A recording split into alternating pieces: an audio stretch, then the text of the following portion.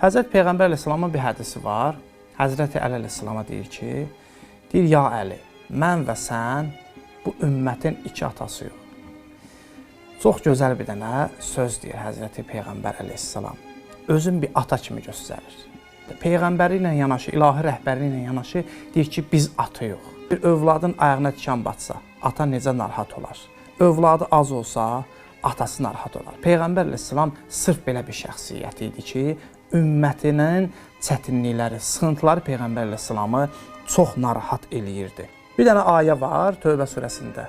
Peyğəmbər əleyhissalam haqqında nə deyir Allah? Deyir ki, sizə özünüzdən bir Peyğəmbər gəldi. Sizin sıxıntıya düşməyiniz ona çox ağır gəlir. O sizə qarşı hərisdir, möminlərə qarşı çox şəfqətlidir, rəhimlidir. Deyir ki, Peyğəmbər əleyhissalam hərisdir. Həris nə deyərlər? Elə bir ki, səndən ötürü ölür də. Peyğəmbər əleyhissalam sırf bu cür şəxsiyyət idi. Özünü öldürürdü.